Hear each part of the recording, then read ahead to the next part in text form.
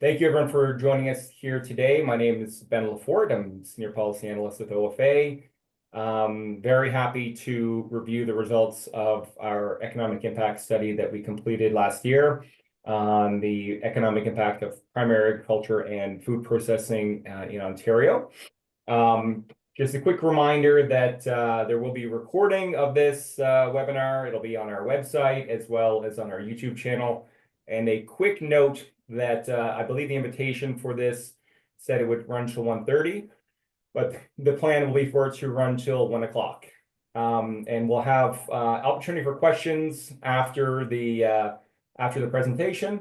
If you do have a question at any point, the easiest way to handle that would be to just type your question into the chat whenever you think of the question, and I'll address the questions at the end in the order in which they've been typed into the chat. So without any further ado, I will pull up our presentation here and get going. Okay, so in our report here, there will be three main sections that we'll discuss. The first is the economic contributions of farming in Ontario. The second being the economic contributions of food manufacturing in Ontario. And the third is more of a policy discussion. We will include some of the results from our Farm Business Confidence Survey and some of the policy issues that we've gleaned from that survey and how they can connect back to the economic numbers here and help grow the economic contribution of primary ag and food processing. So I'll jump right into it. We use for this Statistics Canada's input-output model. And I think the best way to maybe understand how this model works is, we'll talk about farm revenue and revenue from food manufacturing quite a bit. But I think an even easier way to understand the kind of economic ripple effects here is farm spending. So what do farmers do with that revenue? You have the revenue, and then that turns into spending on input costs, et cetera. And that spending of farm businesses becomes revenue for other businesses, and investment from other businesses comes from that spending of farms. So while we'll talk a lot about revenue, I think a good way to think about that is all of the extra spending and the spending and the additional ripple effects that spending has. So you'll see three different kind of impacts discussed: the direct effect from the initial production, sales, and spending from farm businesses; the indirect effects, which would be the revenue so the expenses that are for a farmer is the revenue for an input supplier, and those indirect effects are from those input supply businesses, the jobs that they hire, the spending that they do as a result of their business running off of selling their products to farmers.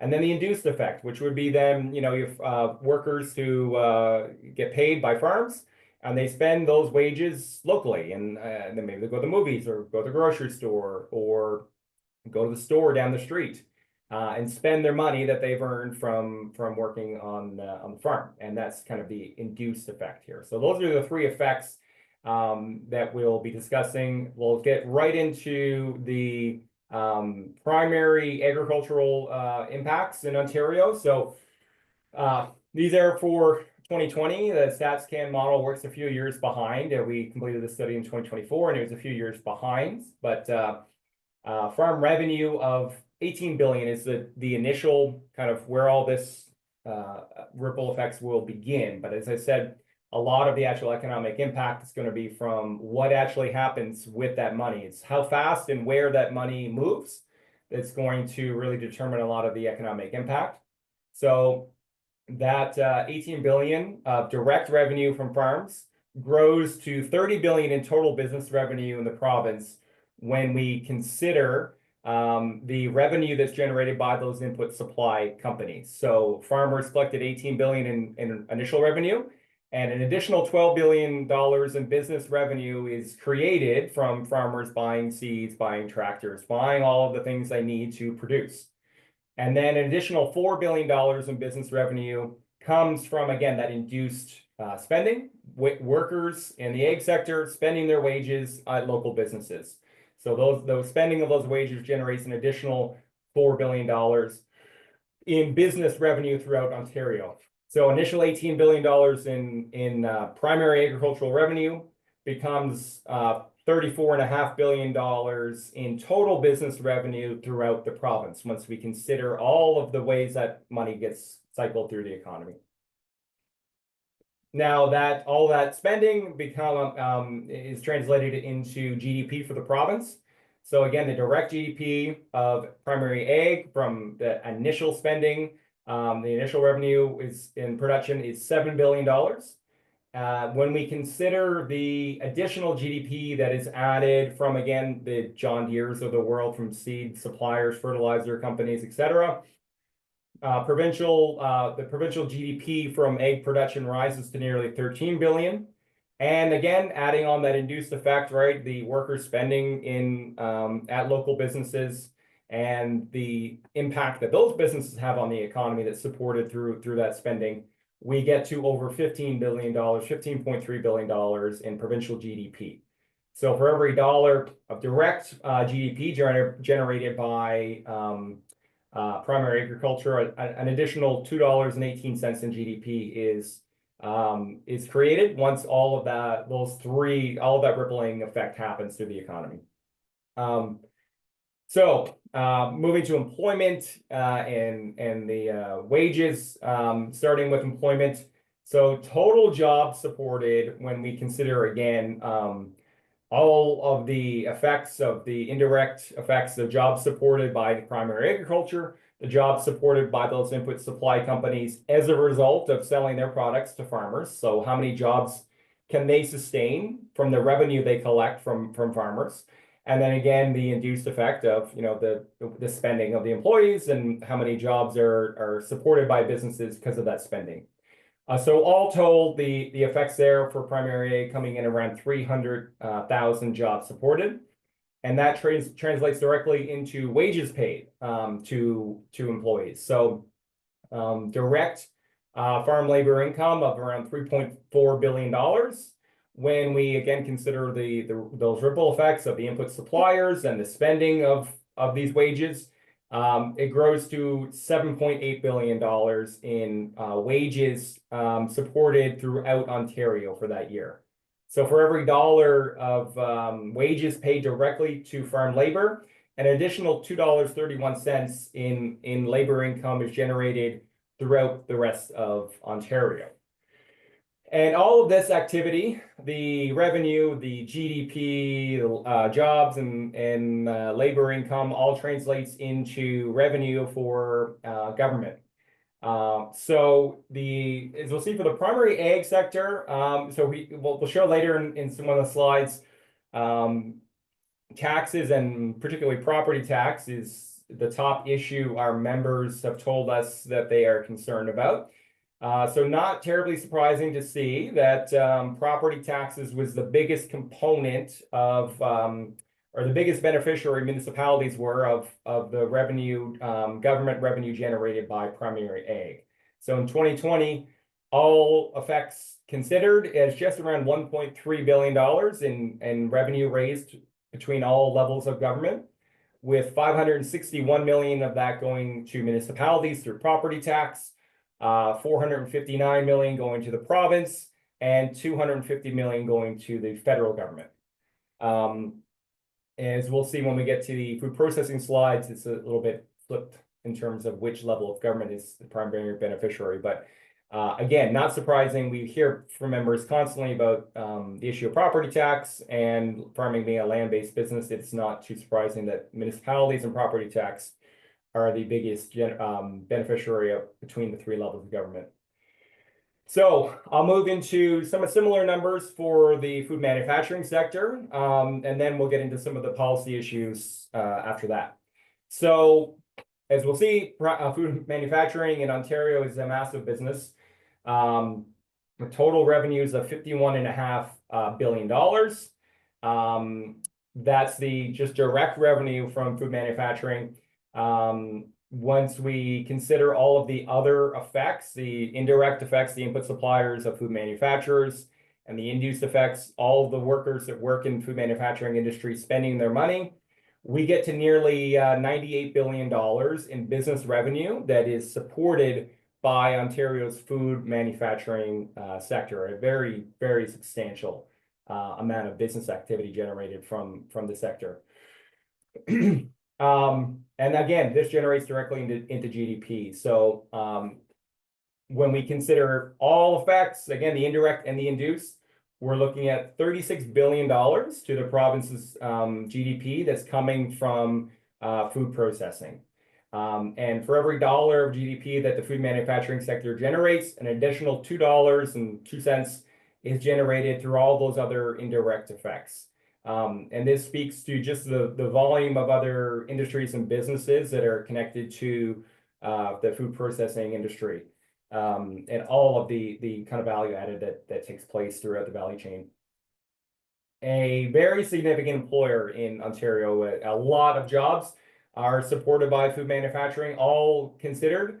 Total jobs, around 585,000 jobs are supported by the food manufacturing sector between these so-called FTE, full-time equivalent, and non-full-time equivalent jobs. But a massive amount of employment is supported by this sector, and a massive amount of wages are then paid out to workers supported by food manufacturing. So with direct labor income for workers directly working for the food manufacturers, $8.4 billion in labor income. But again, when we consider all of the input suppliers and the spending of those wages, an additional $11 billion is generated for a total of $20 billion of labor income that is supported by food manufacturing in Ontario. And for every dollar of labor income paid directly to workers within the industry, an additional $2.37 is generated in labor income throughout the rest of the province. So again, highlighting just how many jobs and how much huge amount of wages are supported by this industry. And this all translates again into significant government revenue. So now this is the government revenue to all three levels of government that's generated from Ontario's food manufacturing sector. All told, it is around $2.8 billion in government taxes that are raised. This time, the biggest beneficiary would be the province at provincial taxes of $1.2 billion, with $1 billion in property taxes paid and $612 million raised for the federal government. So again, $2.8 billion between all three levels of government that so much is generated from food manufacturing. Now I'll move into some of the farmer sentiment we found in our Farm Business Confidence Survey. We just ran our second annual version of that survey, and these slides are still showing from our first survey. But many of the results were quite similar in our second survey we just ran right before Christmas. So let's jump into some of that. So in our first survey, we had over 800 respondents, and they identified 3 policy priorities that they wanted OFA working on. It's one of the questions we asked them is, what's the top policy issue that can drive the industry forward? Number 1 was reducing tax burden. Number 2 is supporting farmers with energy costs, and number 3 was encouraging Ontarians to buy local food. So we'll touch on some of the policy discussions from our full report. Some of them are kind of broad, and we can move past some of them, and some of them have more specifics, and I'll spend a little bit more time on that. But a kind of high level one at the start here of the need to reduce red tape and restrictive regulatory burden. Encouraging Ontarians to buy local food. This was our number 3 policy priority that was identified in our first survey, and it was number 4 priority that we found in our second survey, which we just finished as well. So this remains a very significant priority for our members, and in the light of tariff threats and whatnot, I would anticipate this not only from the producers, but from the general public to be something more accepted in the coming months of ways we can highlight and make it easier for Ontarians to buy locally produced food. And one more kind of broad one that's constantly in our pre-budget submissions, and there has been lots of movement on this over the years, but remains a priority, is for all three levels of government to continue working together, ensure that farms have access to high-speed internet and broadband services throughout all of rural Ontario. So in 2023, when we asked in our confidence survey, we asked about a lot of different types of investments that farms were or were not making. And only 16% in 2023 told us that they were adopting any kind of precision agricultural technology into their business. That number actually dropped in 2024. Even fewer told us that they were including that. And obviously, access to reliable broadband, reliable high-speed internet is a sticking point for more farms adopting these types of technologies. With 40% of members telling us that expanding broadband access is a top priority. So I'll speak now to a few of the challenges that we discovered from our survey, and kind of speak to some of maybe some of the issues that could be restricting ag's full potential on the economic front. Farmland affordability is a significant issue in Ontario. So we're working, this is up 2023 numbers. When all the data for 2024 rolls in, I'll be updating this. But essentially what this chart here is showing is if a farmer were to buy farmland and put a 25% down payment in each year, how much of their expected farm revenue would go towards financing costs. So that's kind of what we're measuring here by farmland affordability. What percentage of your expected revenue would you need to go to financing if you're purchasing new land? In 2023, farmland in Ontario was the least affordable it's been in the 52 years of data we were using to track. Now, we'll talk about in a moment why there's such a big spike in 2023, but we can see, apart from the COVID year, we had spent a number of years of farmland affordability declining significantly from 2010 to 2019. Each year, farmland affordability was reducing, although at a slower pace. So I'll quickly discuss the three items, or the three data points that kind of drive the affordability issue. One, obviously, is the value of farmland, the cost to purchase farmland. In 2023, the average price per acre in Ontario was $20,000 per acre. And in many counties, much higher than that. That's the average of the entire province. So there'll be many areas where affordability is a much bigger issue. This was what really caused the spike for 2023, is kind of where we hit peak interest rates, at least from over the last few years. So the actual the financing costs, the borrowing costs increased by 41% from 2020 to 2023. And that is really what drove that big spike in the reduction in farmland affordability for 2023.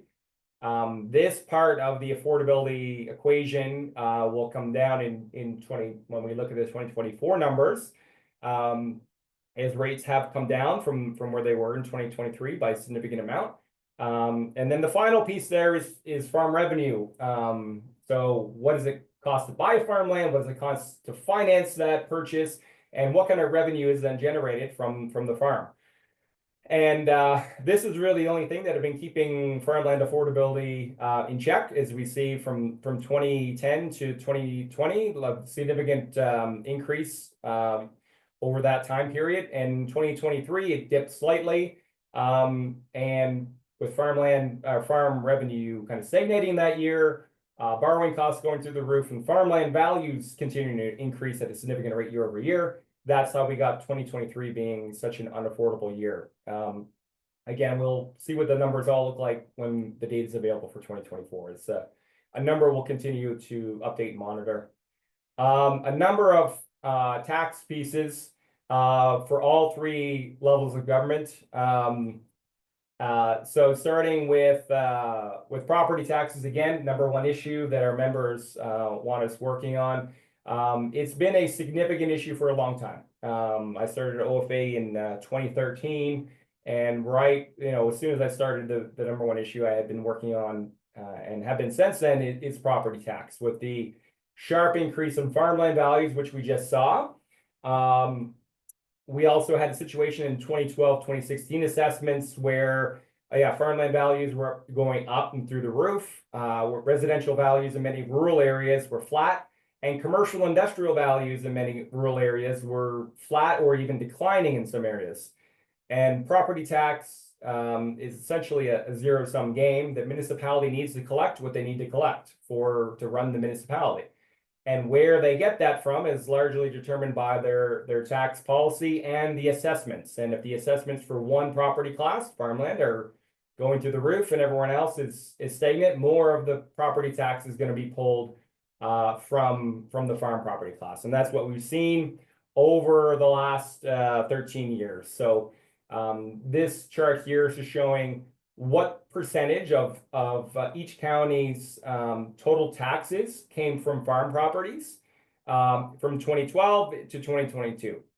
So I'll just use a couple examples to illustrate this, that in 2012, Perth County, for example, was collecting 17% of its total tax levy from farms. And by 2022, that had risen to 28.5%. So each year, the municipality's budget increases by, inflation. There's additional costs, but everyone has a slight increase year over year.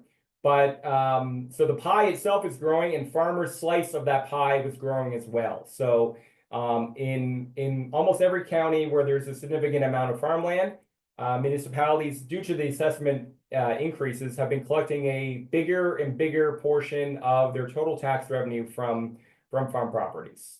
And that's how property tax ends up as the number one issue 2 years in a row when we've surveyed our members. So the solution to that is at a county level, working with counties and single-tier municipalities to reduce the farm tax ratio. That's something I've been directly involved with for a number of years. We've had some success in a number of counties. Our county federations have been extremely engaged on that issue. We're kind of in a holding pattern on that issue at the moment. We have not had a new MPAC assessment. We've basically missed the entire assessment we were supposed to have. We're still working off MPAC values from January 1st, 2016. They are now 9 years stale. No indication of when a new MPAC assessment will be coming. And what that assessment says will determine whether this trend of increased property tax burden from farmers will continue or not. So that's something we'll be very closely monitoring, and we'll be ready to work with all of our county federations on that issue whenever we get a new assessment. Pardon me. We have a few, I would kind of classify these as modernizing farm property tax programs, really just to reflect the increasing level of incorporation and increasing level of complexity of farm business structures. Essentially, both the family exemption under the land transfer tax and the farm property class tax rate program, their eligibility requirements for both of those programs present challenges for situations where we have multiple layers of corporation within a farm business.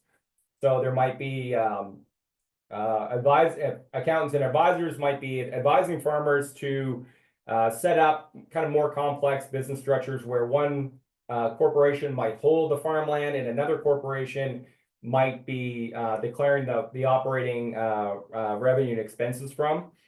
Just separating the assets from the operating company, either for liability or for succession planning purposes. But when you have that issue where the land is held in one corporation, which the shares of that are owned by another corporation, which is owned by the farmer, that's what's called a beneficial ownership situation, and that creates eligibility issues for both the farm property tax class and the land transfer tax exemption. So something we've included in a number of our provincial pre-budget submissions is to basically, as I said, modernize these programs to acknowledge that when the time these programs were put into place, farm incorporation was much less common, and this type of multiple corporation structure was much less common.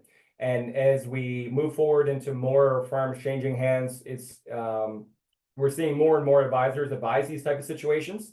So we have been asking that these programs be amended to basically recognize that fact, where a farmer would be able to show, yes, there is a beneficial ownership situation, but ultimately the land is owned by the farmer themselves. So that's something we'll continue to work on. And here's just more details of the exact pieces there, and we get into it much more in the report itself. And then another piece there is on the alternative minimum tax formula. So been updating and deleting slides on capital gains as that story has unfolded over the last year. Right now, the proposed increase to capital gains inclusion rates have been pushed back to implementation date of 2026, with a election in between now and that date. Very uncertain of whether those proposals will move forward at all. But one proposal that already has moved forward was a change of the alternative minimum tax formula to include more capital gains in that formula. So if you are a farmer who's, say, maybe retiring and you're using your lifetime capital gains exemption and you're having a lot of capital gains triggered on that year, you'll likely pay alternative minimum tax, which is essentially another formula where if you have a lot of deductions like capital gains exemption, this additional minimum tax kicks in. And that can be claimed back over the next 7 tax years. But if you're a retiring farmer and you don't have enough retirement income to claim back the tax, it can become a permanent tax. So we've been recommending that that any capital gain that's eligible for the lifetime capital gains exemption be excluded from this formula for AMT, so that retiring farmers don't get hit with this unexpected tax as they transfer the assets to the next generation. And finally, we continue to work on encouraging municipalities to enact the small-scale on-farm business subclass, which allows a lower tax rate for on-farm retail, on-farm processing. We've had discussions with officials from the Ministry of Finance about making some improvements, particularly around the limiting of around $50,000 to $100,000 of assessment is all that's eligible for this reduced rate. And we've been pushing to have that be a larger amount so that there is more of an incentive for farmers to engage in these value-added activities, which again will help drive more revenue, more jobs, more income, more GDP, and more revenue for government. We've also, as the recent slide I've added in after our last board meeting, we've sent a resolution forward to CFA's annual meeting in a few weeks from now around capital cost deduction rules and the need for Canada to be more competitive with our U.S. counterparts, for our farmers in Canada to be more competitive with their U.S. counterparts. So what this is about basically is buying farm machinery, investing in capital assets. How much of that cost can you deduct in the first year? In the US, their system allows for a much more significant deduction than Canadian farmers. Essentially, that's what it comes down to is under their rules, they're able to deduct a significant more amount of capital assets in the first year, rather than only being able to deduct a certain percentage of that each year. And that frees up more cash flow for them to either reinvest or do other things to enhance the business. So in our resolution we're putting forward essentially is to mirror some of the rules in the US. They're so-called Section 179 that allows a farm business to deduct 100% of capital costs for new farm equipment up to a threshold. I believe memory serves us around $1 million in the first year, and mirror what they had in 2017 during the first Trump administration, and what I would anticipate a similar thing coming back before long is their bonus depreciation provision that was added that allowed them to deduct the full cost of much larger capital purchases in year one. So those two things added together really put U.S. farmers at a much competitive advantage compared to our situation, where you can maybe deduct 8% a year or depending on the capital cost class. So really, we need to enhance that to incentivize more investment in farm machinery, farm capital investments. And finally, the last piece, an issue we've been advocating for years is a permanent increase to the interest-free portion of the advance payment program. This has been fluctuating up and down each year since COVID. Essentially, the program is designed to help cover for some of the input costs in a growing or in a production cycle. So you can borrow. The program guidelines are that it's the first $100,000 are interest-free, and then $900,000 additionally at the prime rate. Now, during COVID, we've been able to get one-off increases to that. It was $250,000 in 2022, $350,000 in 2023, $250,000 in 2024. And what we've been continuing to advocate for is a permanent increase to the interest-free portion of $350,000.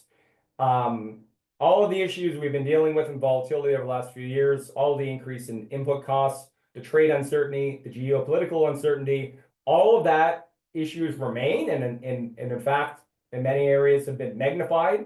So what we need is a permanent increase to that program, not a temporary increase. So that is what I have here for you all today. Thanks so much for taking the time. I have time for questions, and I will pull those up here in a moment and see what we have.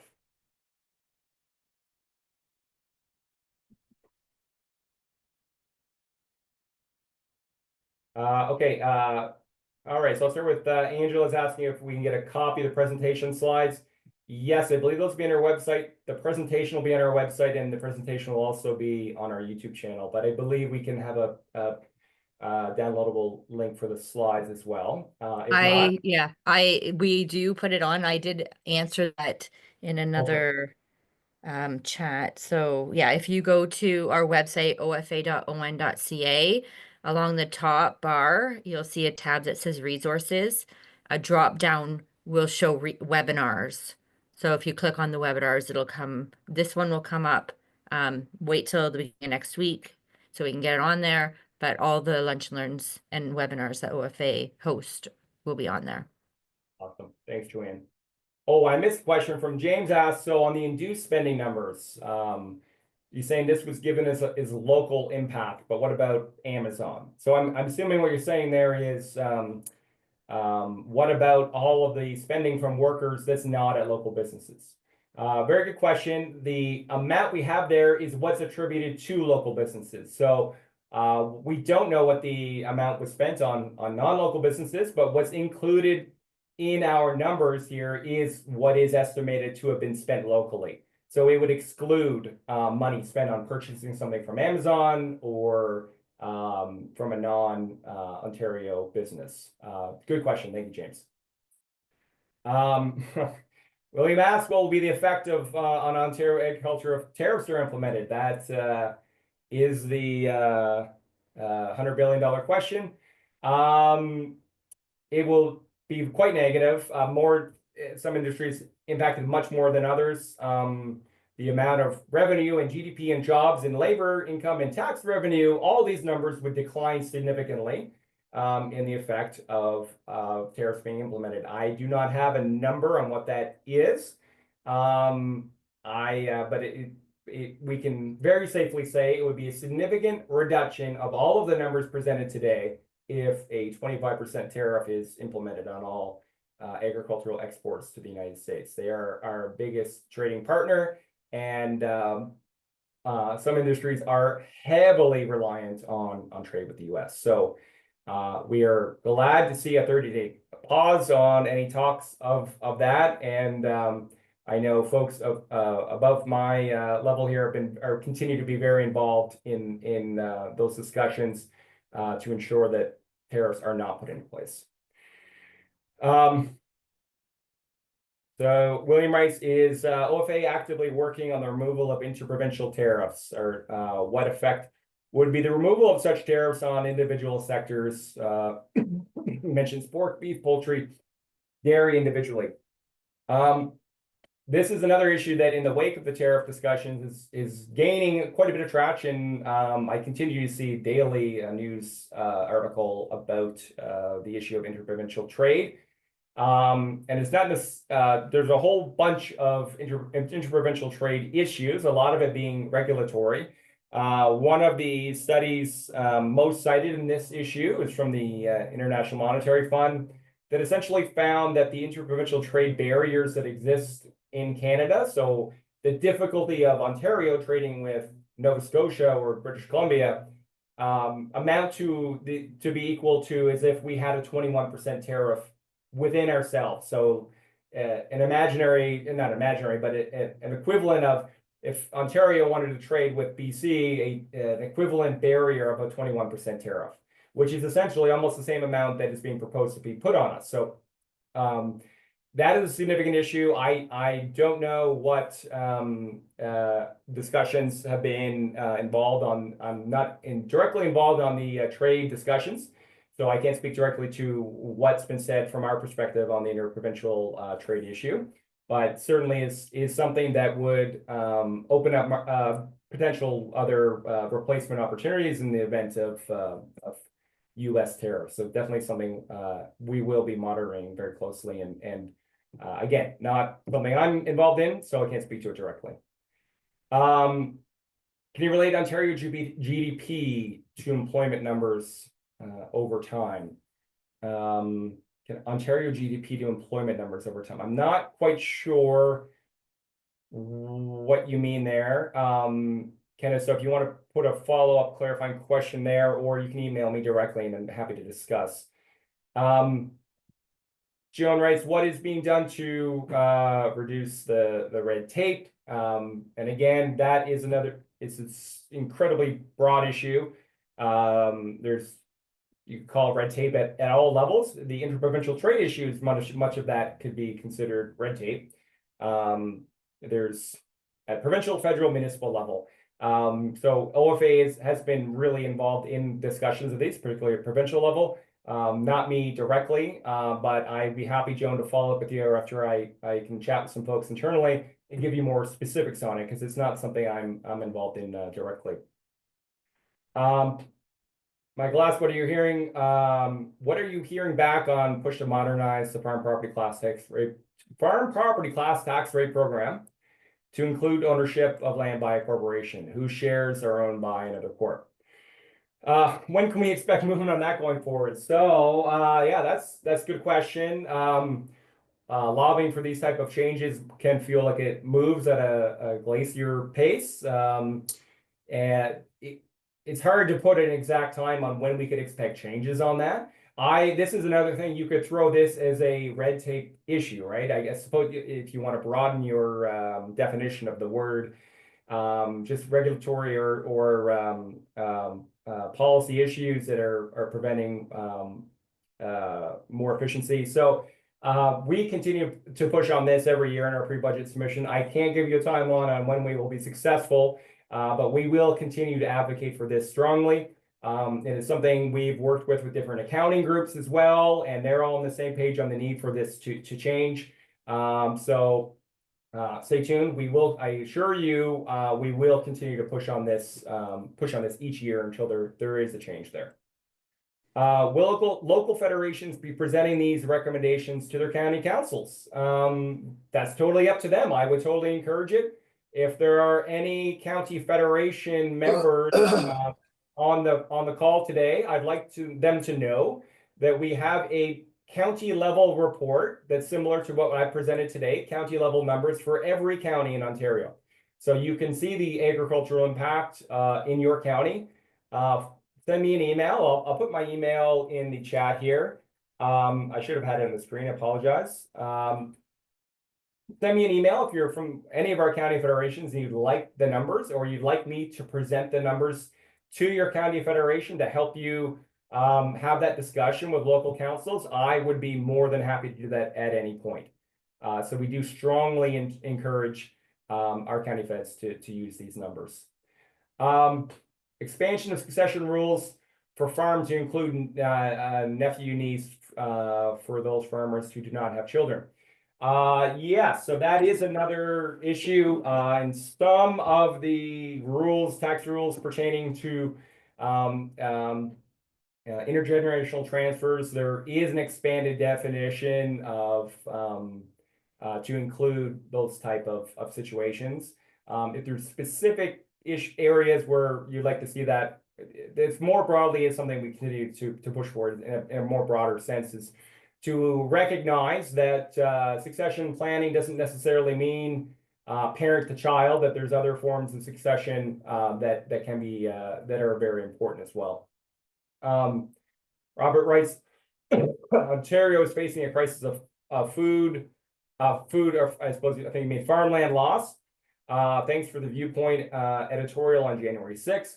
What's the best argument to end the massive taxpayer subsidy of sprawl? So, I would say there's probably a much more land use answer. I'll give the financial answer. I cover the financial issues.